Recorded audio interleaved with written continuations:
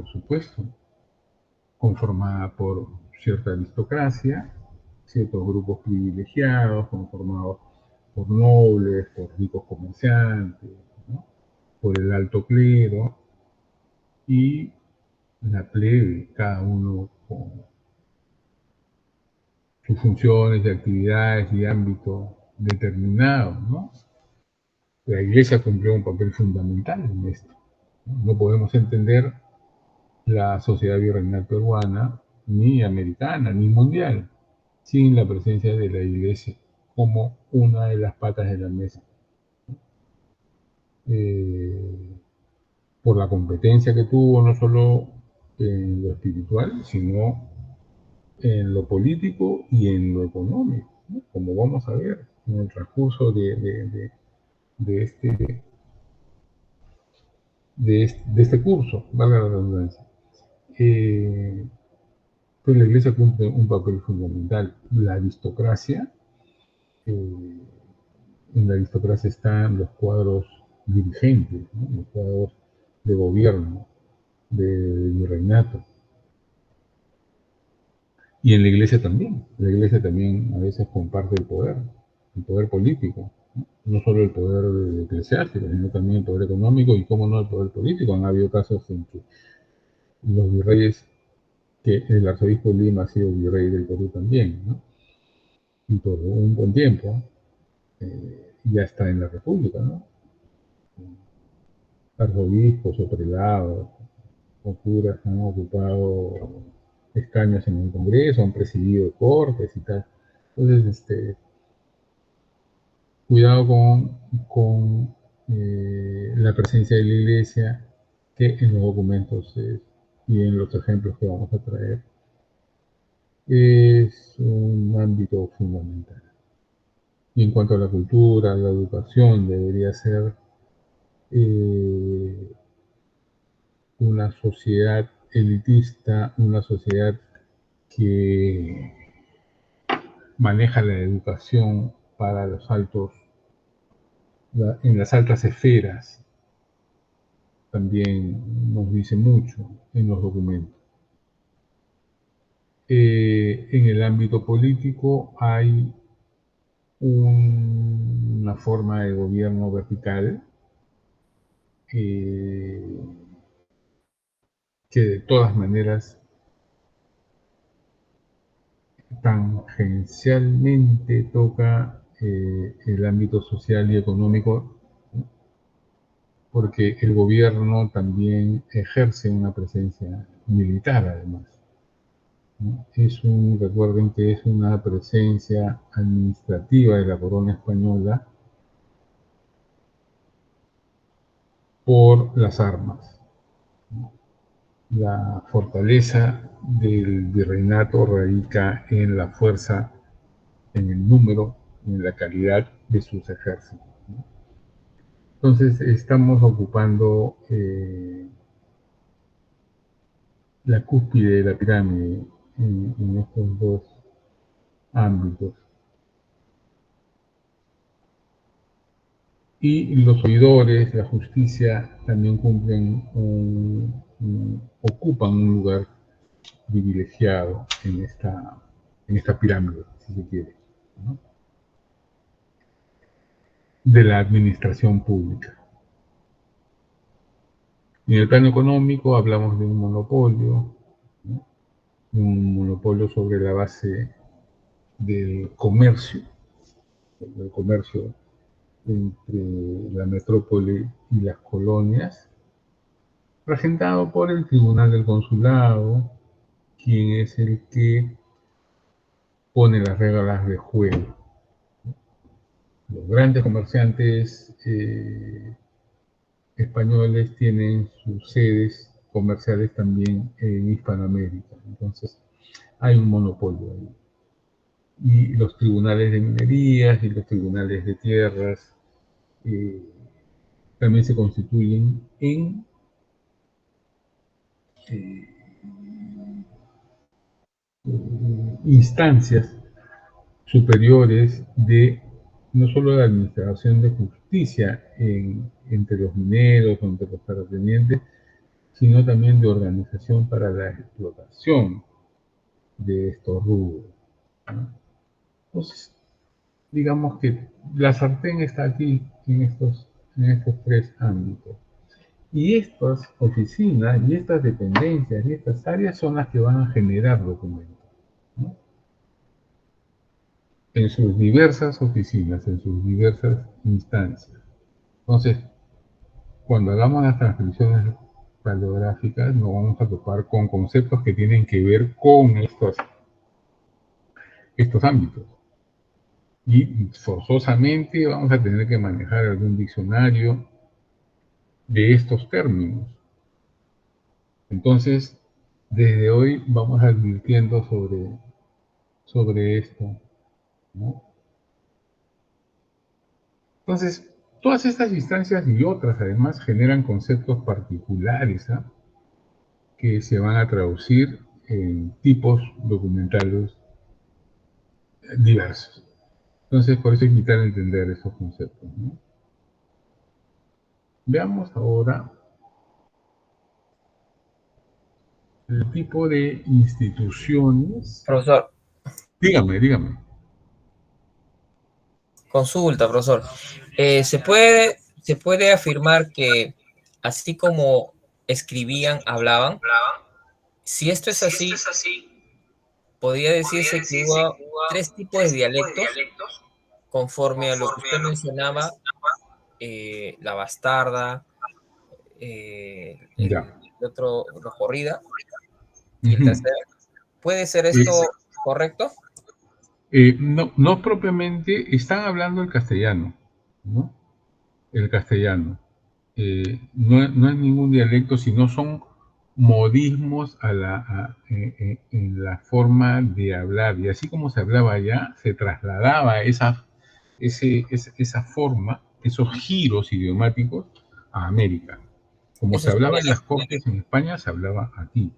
Entonces, y como se habla, se escribe, por supuesto, pero no responde a un dialecto, es propiamente la lengua, ¿no? la forma de escribir agrupaba algún tipo de personas por su profesión o por lo que usted acaba de mencionar, quizás. Eh, Hablamos de jergas. Por ejemplo, la jerga de los médicos, la jerga de los jueces, la jerga de los ingenieros, ¿esto? ¿A eso te refieres?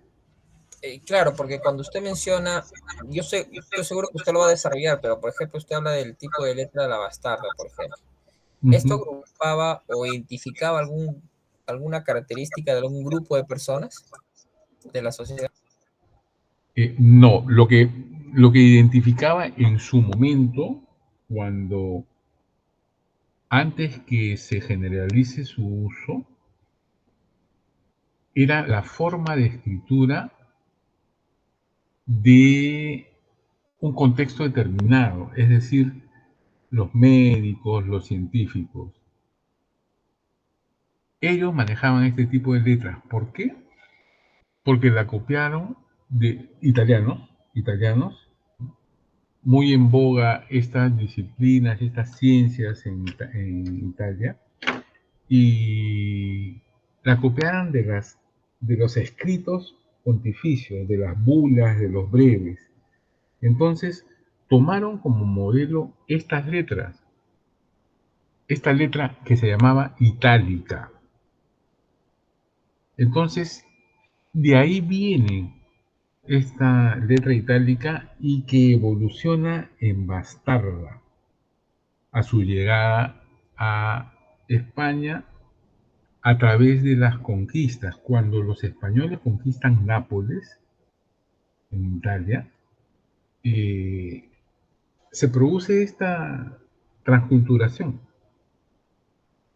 y la letra es uno de estos vehículos. Y esta letra es trasladada y ya va a crecer el ámbito, va a exceder el ámbito de las ciencias en Italia para trascender a otros ámbitos ya. Entonces, es una letra exitosa, es una letra bonita, sencilla, transparente, ¿no?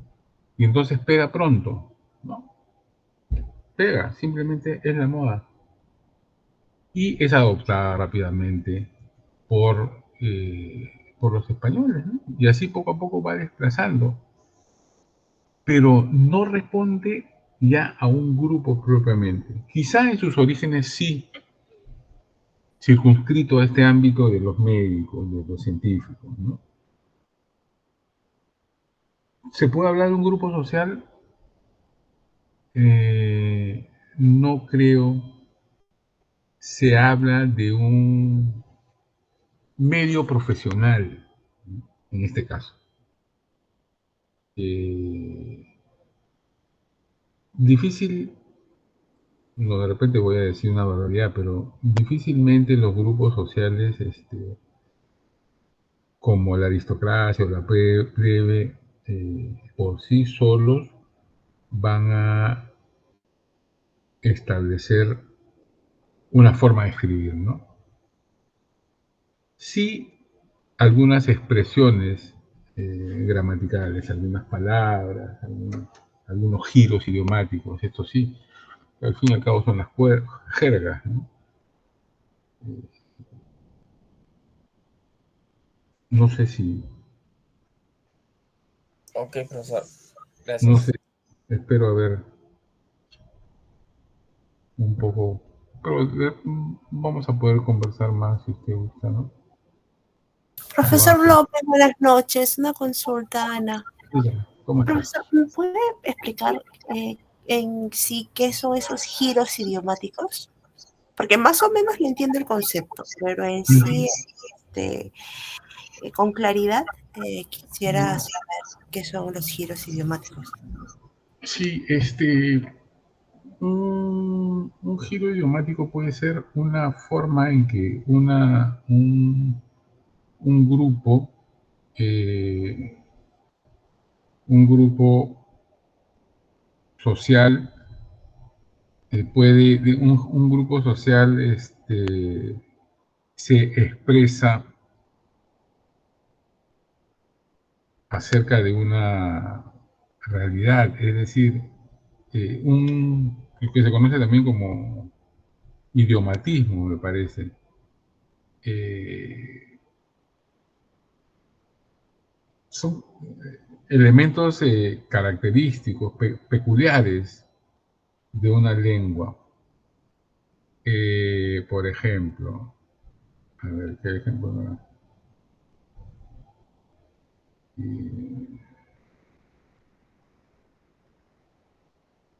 No se, a ver, no se me ocurre. Expresiones,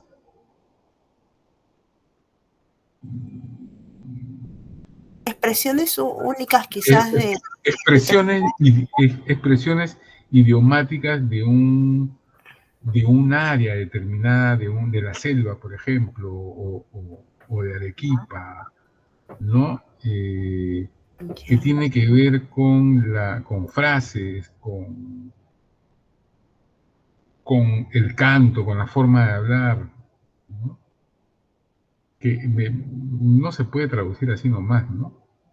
Y no se me ocurre ahorita ninguna, pero A ver, doy un ejemplo, no sé si estará mal. Por ejemplo, en la selva dicen guambrillo. digamos es una expresión, es una expresión propia, ¿no? Eh, Un ejemplo. No sé si eh, está bien o está mal. digamos, ¿no? Ya no se me ocurre ninguna. Como una especie de frase, ¿no? A ver, que no es propiamente un refrán, ¿no? No es propiamente un refrán. Estás, estás buscándole tres pies al gato, pero no es un refrán, pero es más o menos es un giro idiomático, o sea, te estás buscando problemas, ¿no? ¿Un Estás barbarismo, buscando tres profesor? pies al gato. No, ¿Barbarismo? no, verbalismo es una expresión mal, ¿no? Eh, eh, sí, cuando si te dicen, ¿no? Le estás buscando tres pies al gato. Ese es un giro, esa es una forma de decirte, estás buscando problemas, ¿no? Cuidado, no sigas en esto porque te vas a ganar problemas. Este, es el único giro que se me ha venido a la mente. Ok, Desde ahora, profesor, muchas gracias. ¿no? Dar gato por liebre, ¿no? O sea, que no son refranes, ¿ah? ¿no? Me estás dando gato por liebre, me estás estafando, ¿no?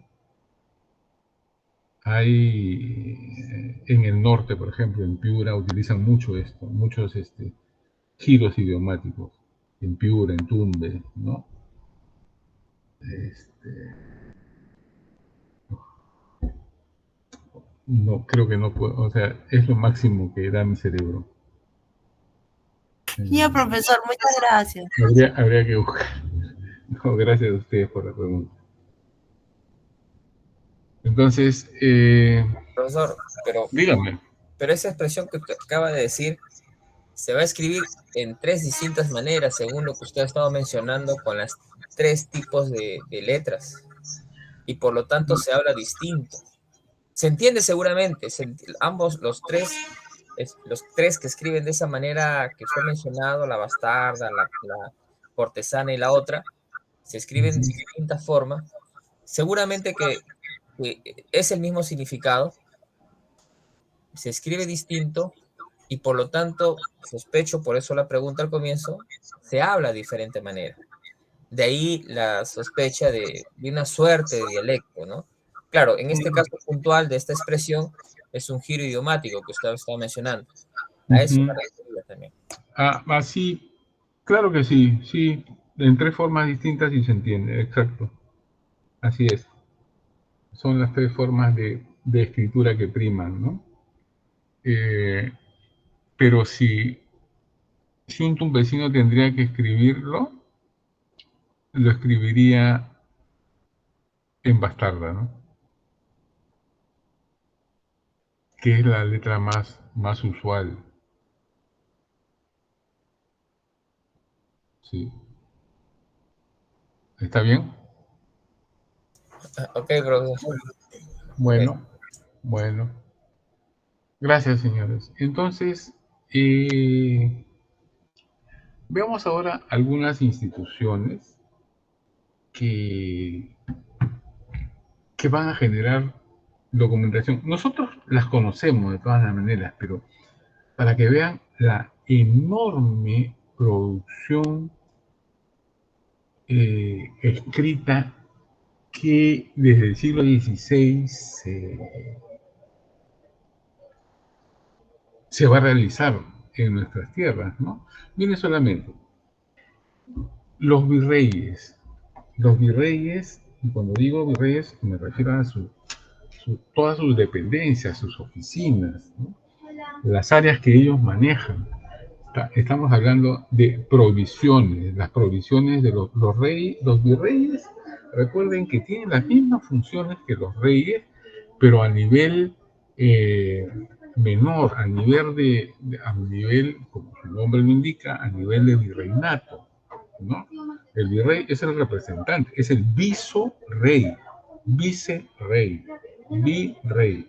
Es el representante del rey en estas tierras. Entonces, tiene las mismas prerrogativas, las mismas funciones, casi los mismos derechos y cero obligaciones, ¿no? Entonces, cumpliendo estas funciones, ellos también generan provisiones. Así como los reyes generan provisiones reales, ellos también, los virreyes, tienen provisiones reales, reales órdenes, hasta reales cédulas según el caso. Lo vamos a ver también. Pero no solamente esto, esta documentación oficial a través de la cual ellos hacen valer su función, hacen valer su poder, su, su presencia, ¿no? También tienen memorias. Las memorias son una especie de justificación, de memorias lo que entendemos es como una memoria, ¿no? Memoria anual y tal. Ellos al final de su gobierno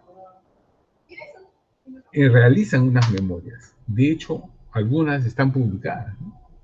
De estos virreyes, son muy interesantes. Es una manera de lavarse la cara antes de que se les haga el juicio de residencia, ¿no? Porque les va a exigir, las instancias superiores les exigen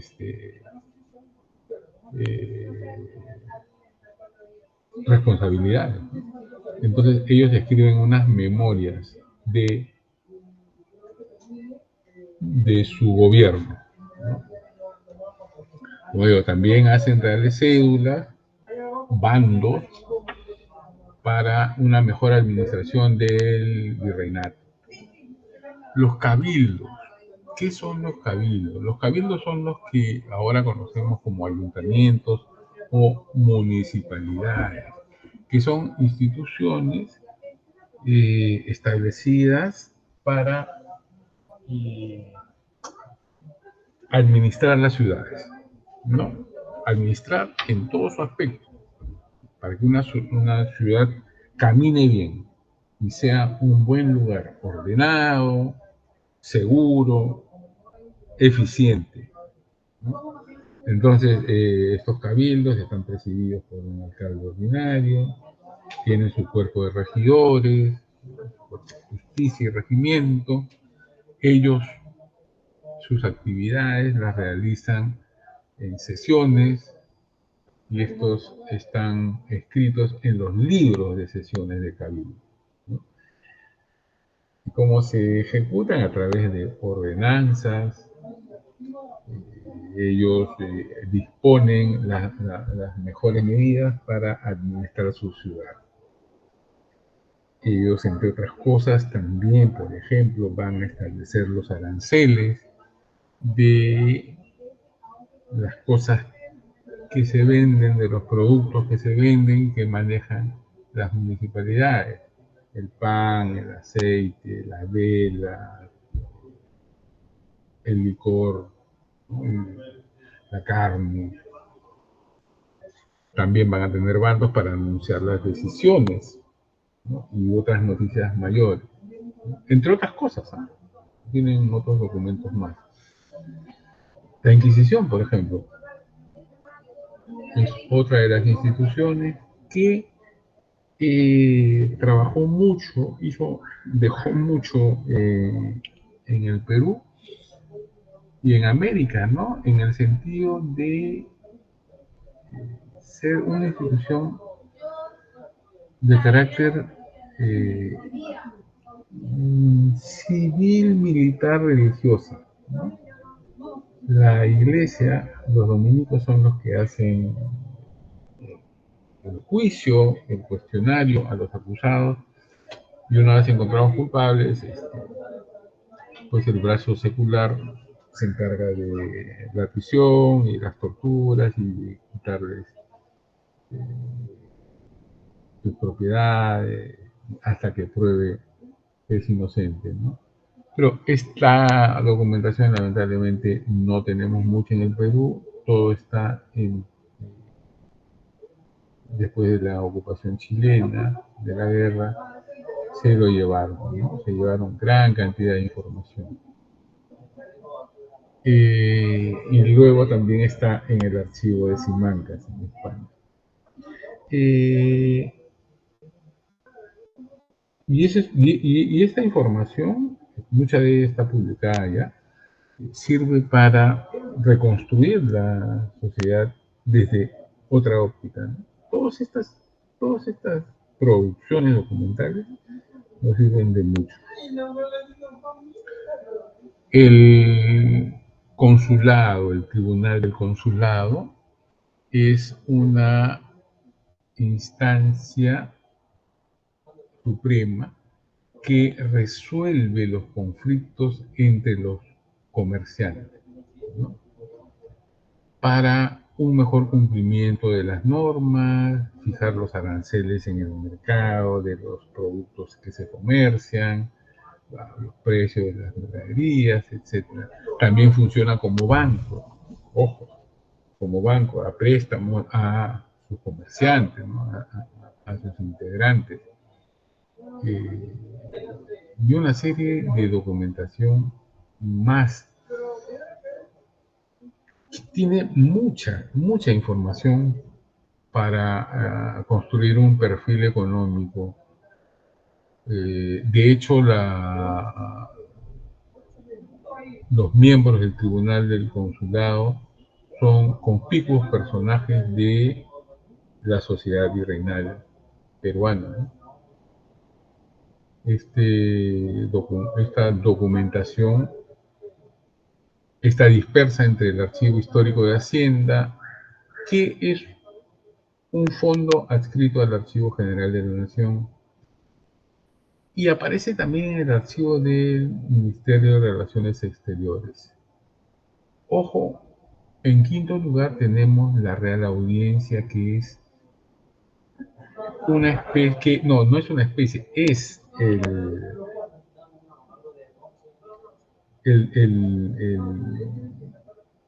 ¿cómo se llama? El Supremo, la Corte Suprema, ¿no?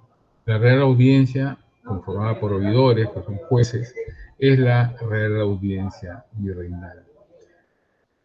Después del virrey, es la Real Audiencia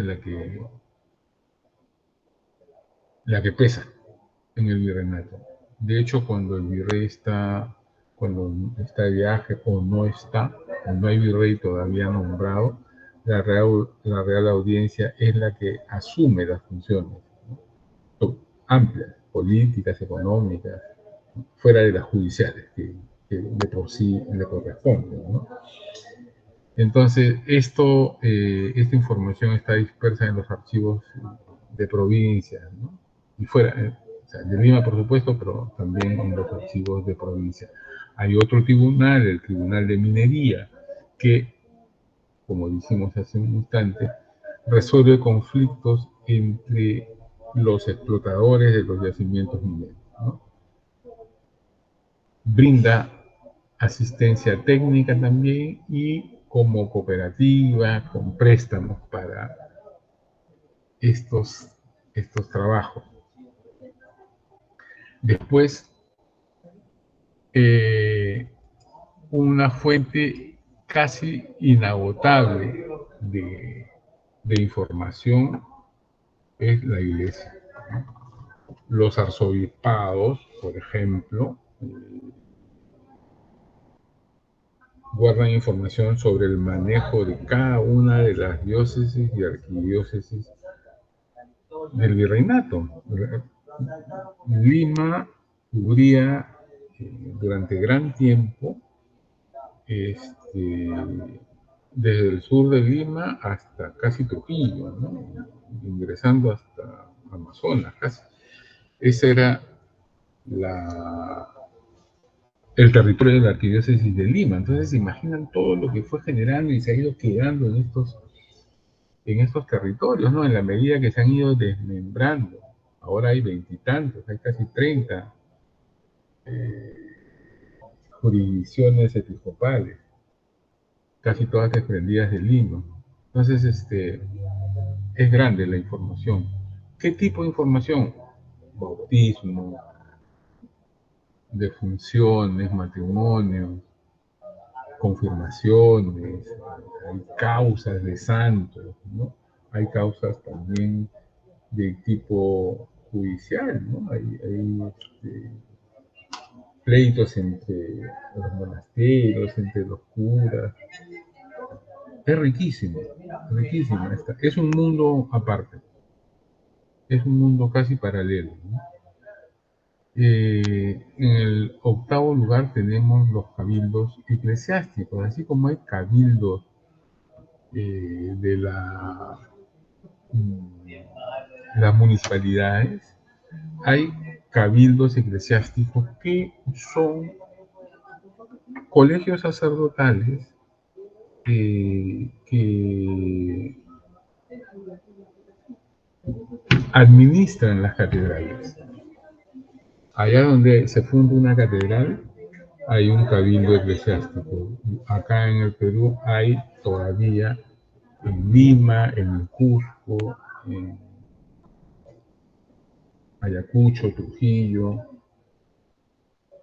¿dónde más? En Ayacucho, Trujillo, me parece que en Moncayo,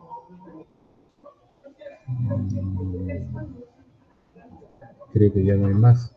Esos son los que sobreviven. Son instituciones virreinales, ¿sabes? Que se establecieron en el siglo XVI y XVII.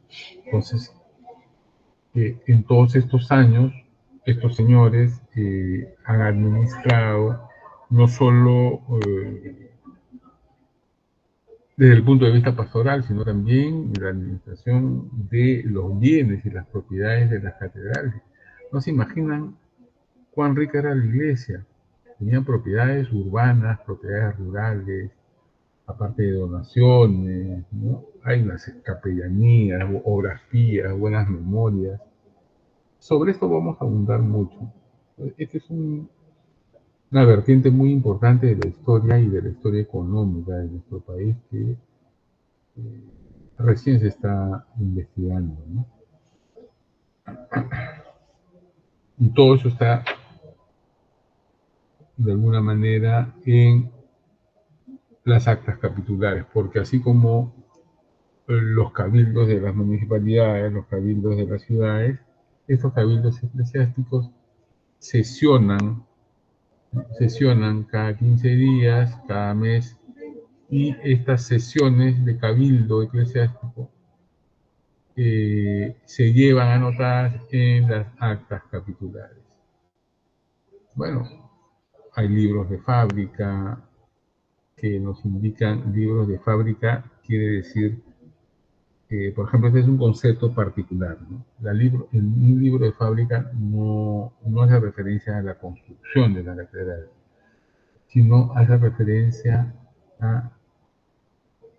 al manejo interno de la catedral, lo que se necesita para que la catedral funcione. Compras de cera, pago de músicos, pago de capellanos, mantenimiento, eso se llama fábrica o fábrica interna. Cuando se habla de libro de obra, ahí sí se habla de la edificación de la catedral, de tal o cual catedral, ¿no? Entonces, hay conceptos que tenemos que vamos a tener que manejar. Y siguiendo en el ámbito religioso, amigos, las parroquias históricas me refiero, ¿no? Nos guardan muchas sorpresas en cuanto a información sobre las poblaciones, ¿no? En sus libros de bautismo, en sus libros de defunciones, en sus libros de nacimiento, ¿no?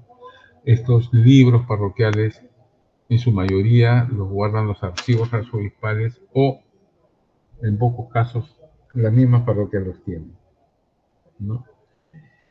Y en el caso de las cofradías, que vamos a traer ejemplos de estos documentos de cofradías, estas son unas agrupaciones increíbles de católicos para mantener viva la fe de un santo patrón y se reúnen precisamente alrededor de uno de ellos. Pueden estar reunidos por castas, es decir, negros, españoles o indígenas, o estudiantes también, como es el caso de la Antigua, ¿ya? Nuestra Señora de la Antigua, en la Catedral de Lima, y reunía a los estudiantes de San Marcos, por ejemplo, ¿no?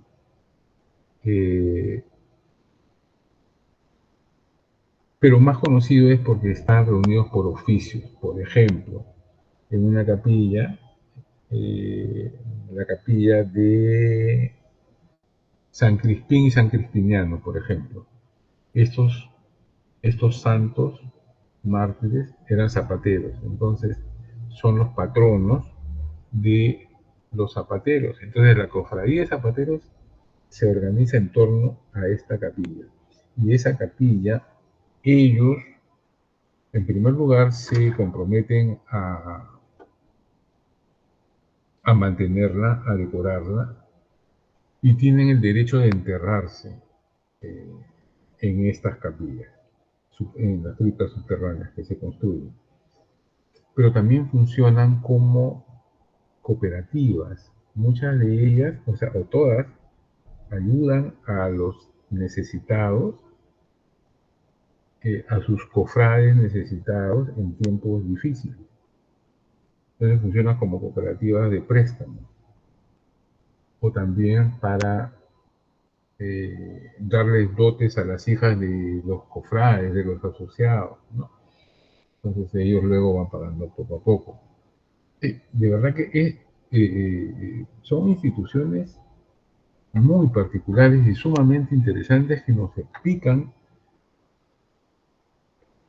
el manejo económico, político, el manejo económico y social, sobre todo, de nuestra sociedad. Por ejemplo, una cofradía, la cofradía de carpinteros. ¿Se imaginan la cantidad de plata que tiene la cofradía de carpinteros? Todas las obras en Lima, con el virreinato en Perú, eran sobre la base de madera. Entonces había trabajo, no solo de casas, balcones, esculturas, retablos, la devoción, tal. Entonces, estas cofradías eran muy fuertes, manejaban muchos recursos económicos y tenían muchas propiedades, ¿no?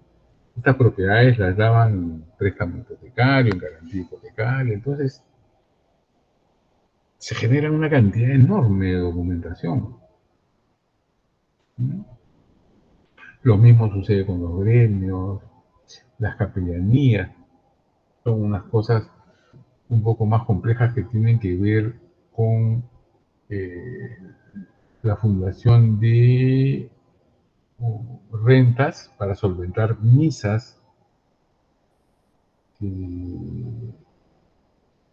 o desempeñar ciertos cargos de capellán, como por ejemplo yo fallezco, ¿no? No, perdón, yo fallezco y mi familia me quiere hacer eh, una misa cantada todos los meses del año durante tiempo ilimitado. Entonces, para ello se forma una capellanía, ¿no? Donde un capellán va a ser el responsable de cantar estas misas por la eternidad. Cuando digo por la eternidad es que se producen durante siglos, o sea, hasta hoy hay capellanías que deben hacerse por gente que ha fallecido en el siglo XVIII y que ha dejado rentas eh, en propiedades urbanas, censos, que son una especie de hipotecas,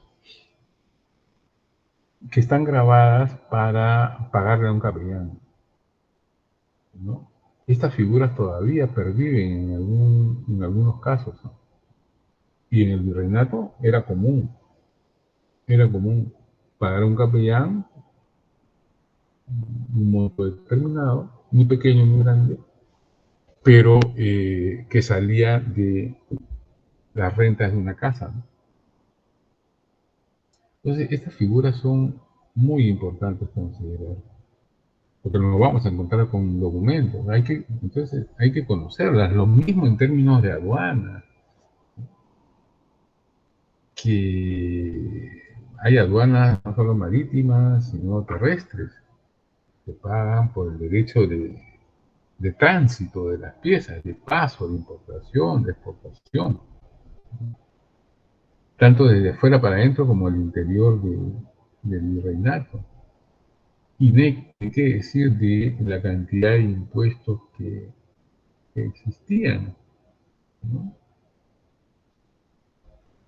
Sobre los indios, por ejemplo. Los indios son una fuente inagotable de producción de información escrita a través de los censos, de las tasas, las retasas, que tienen que ver con el cobro de los tributos, el tributo indígena, los títulos de tierras, en fin, el manejo de aguas. Así es. ¿Tenemos alguna pregunta? ¿De dónde estamos?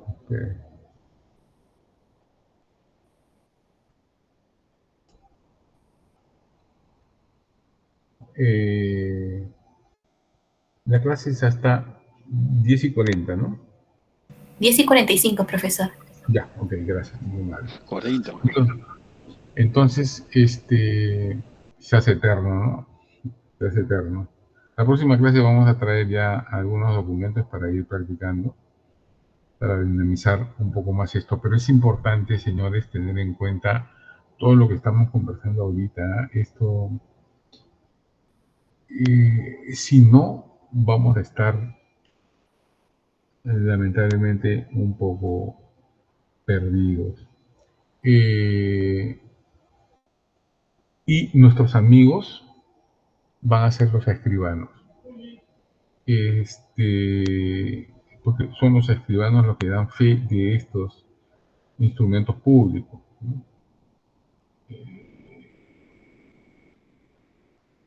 Hay los que se dedican a esto ya conocen las firmas de los escribanos, ya conocen las fórmulas en las que se despiden, ya conocen sus signos particulares, que no son sellos, son signos. Son amigos de los paleógrafos, prácticamente, ¿no? En los protocolos de los escribanos, desde el siglo XVI hasta el XIX, están tratados todos los temas que ustedes se pueden imaginar, ¿no? Contratos de compraventa, censos, hipotecas, testamentos. Todo instrumento tiene que ser elevado toda minuta tiene que ser elevada a instrumento público, y ahí los escribanos y las escribanías juegan un papel fundamental, ¿no? Y de ahí es donde sale la mayoría de documentos. No existe esfera de la actividad de la sociedad virreinal que no esté tocada de alguna manera por los escribanos. Ellos dan fe de todo esto. Es increíble la información que manejan, ¿no? Entonces, para redondear el tema, los principales repositorios, pues tenemos que hablar del archivo, ¿no? El archivo, tal como los paleógrafos y los investigadores lo ven, es el repositorio en el que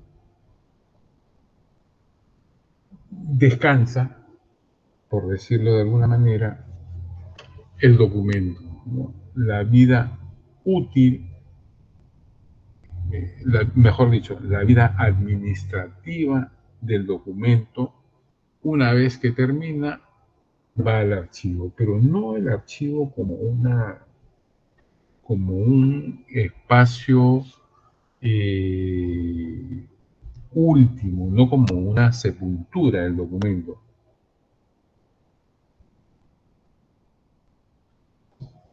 sino el archivo como un repositorio donde el documento, si se quiere, pasa a tener otra vida, pasa a tener otro objetivo, otra finalidad, ¿no?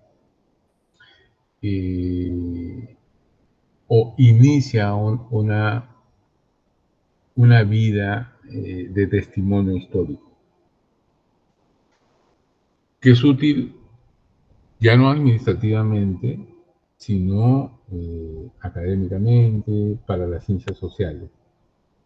En ese sentido tiene su tratamiento, su particularidad, ¿no? Cobra nueva vida.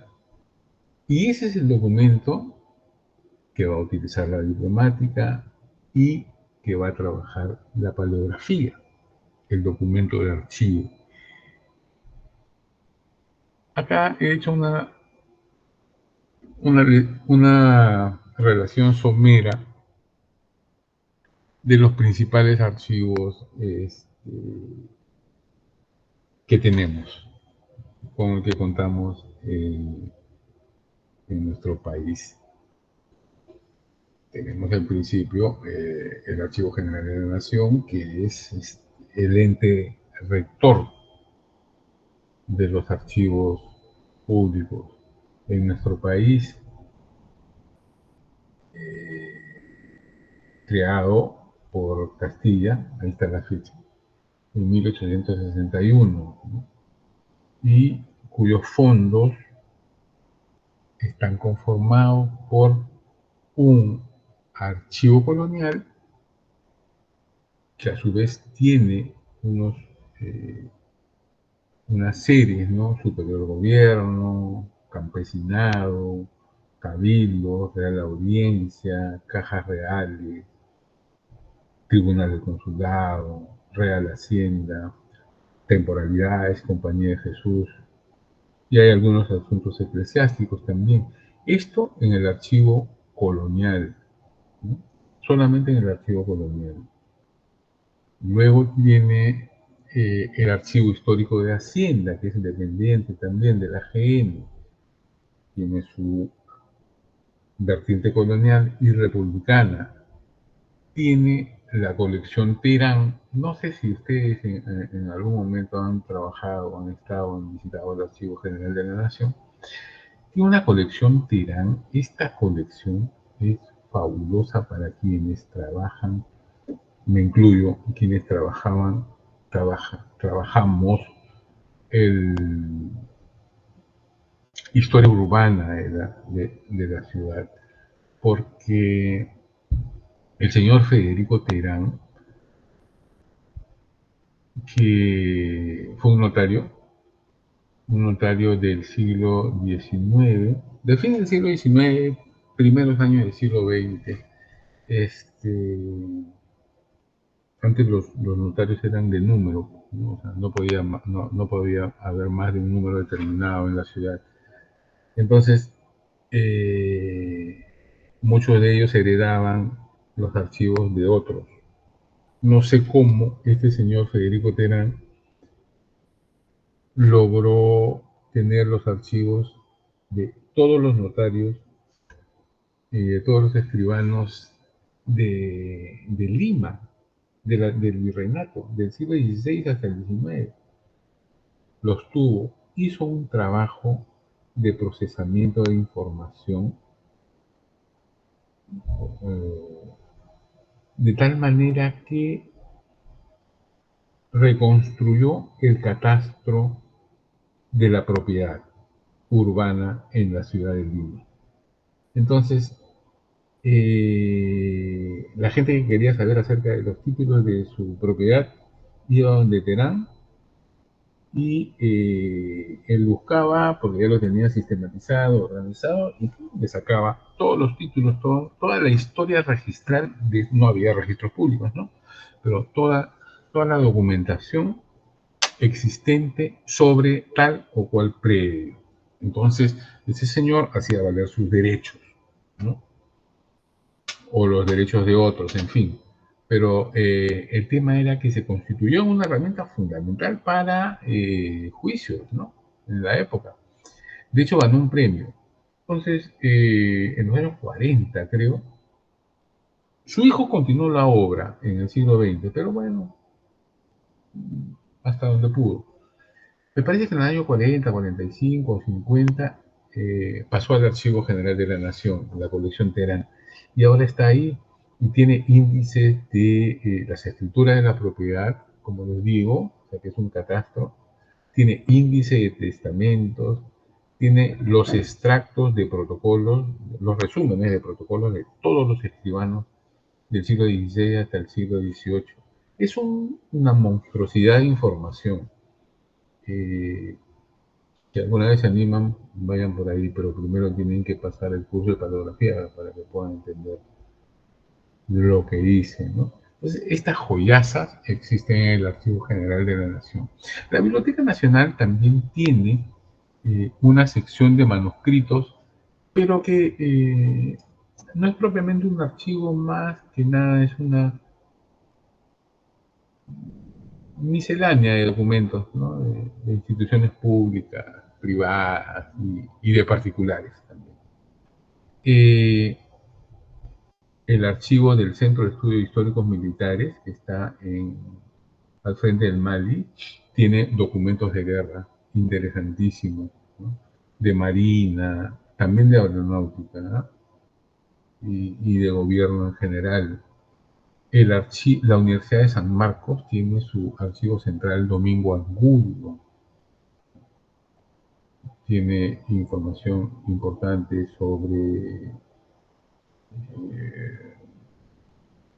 los intelectuales que han pasado por la zona, que han dejado estos documentos, ¿no? Sobre los cursos, sobre el establecimiento de la universidad, del sistema de educación. El Archivo Arzobispal de Lima es uno de los archivos más importantes, porque está organizado, ¿no? Está bien organizado, bien sistematizado y brinda un servicio muy bueno. Hace poco tuve la oportunidad de conocer el Archivo Arzobispal de Ayacucho. Es un trabajo esforzado de un par de jóvenes que, aunque no son archiveros, han aprendido sobre la marcha, sobre el caballo, han asumido la responsabilidad y lo están trabajando muy seriamente. Hay cosas importantísimas también. Bueno, en los archivos arzobispales se guarda la historia de las arquidiócesis, ¿no? Cómo se han ido conformando, cómo se han ido definiendo los procesos también eclesiásticos, tanto para llevar la pastoral como para administrar la propiedad, ¿no? Acá tenemos el archivo del Cabildo Metropolitano de la Catedral de Lima.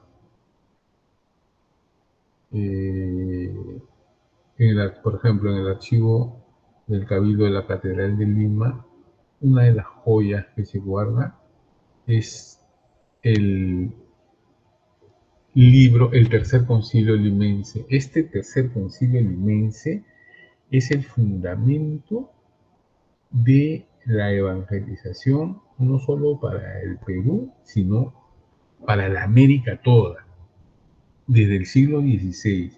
El Tercer Concilio Limense marca la pauta, cómo se debe evangelizar América del Sur. Y es un documento tan vigente que hasta el bien entrado el siglo XIX se le modifica. Hay algunos concilios, ¿no? Antes, pero no cambia mucho. El espíritu del concilio del siglo XVI, del Tercer Concilio Limense, convocado por Santo Toribio en 1586,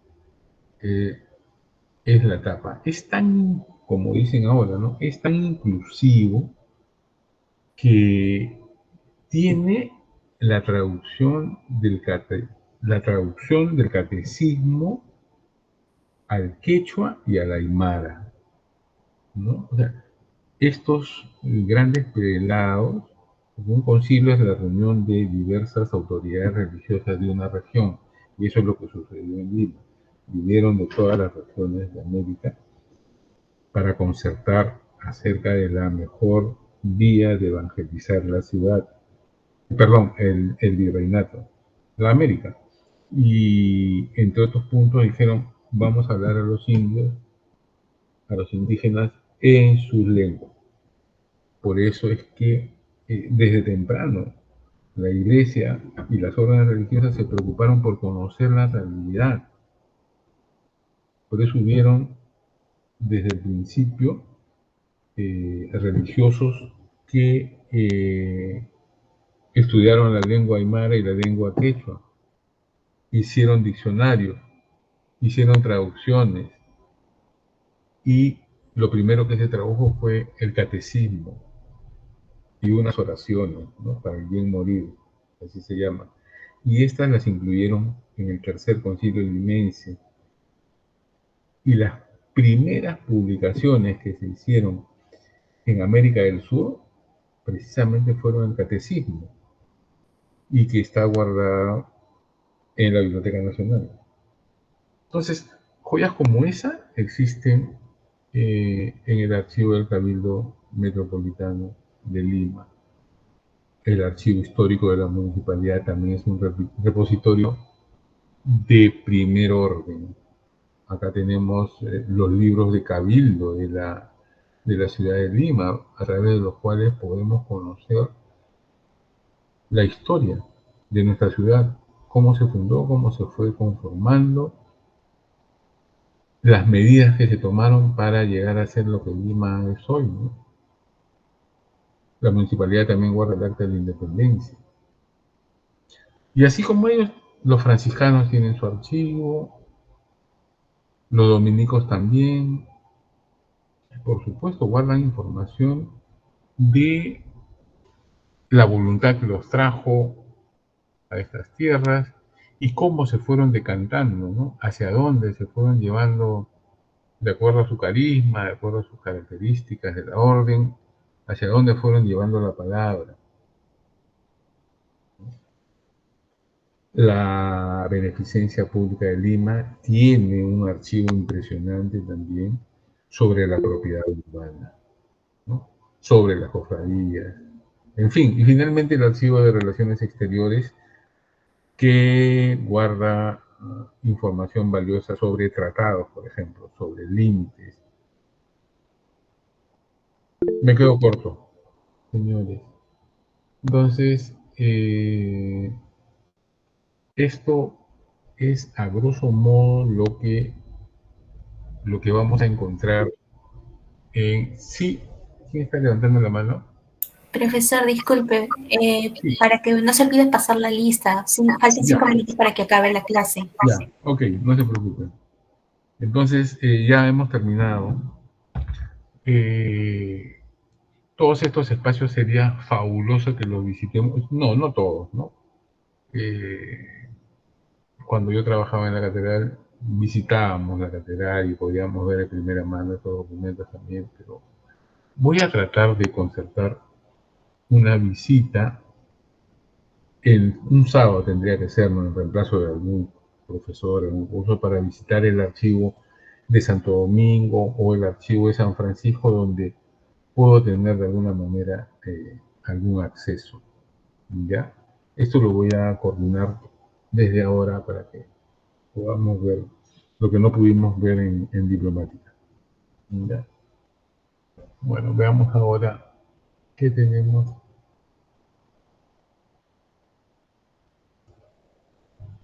A pasar la lista.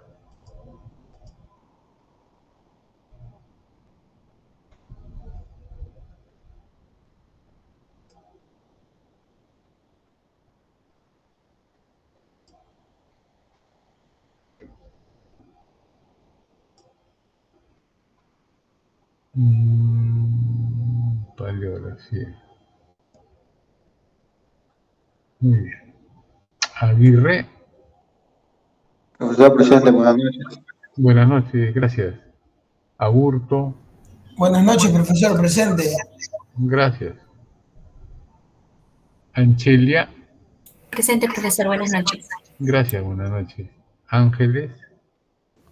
Buenas noches, profesor, presente. Gracias, buenas noches. Aparicio. En el chat, profesor. Gracias, buenas noches. Arias. Excelente, profesor, buenas noches. Gracias, buenas noches. Atúncar. Buenas noches, profesor. Presente. Gracias, buenas noches. Beldi. Señor profesor, muy buenas noches. Buenas noches, señor Beldi, gracias. Un honor, profesor. Buen día. Calderón. Presente, profesor. Buenas noches. Buenas noches. Calla. Profesor, buenas noches, presente. Gracias, señor Calla. Campos. Buenas noches, profesor, presente. ¿Cómo está? Buenas noches, gracias.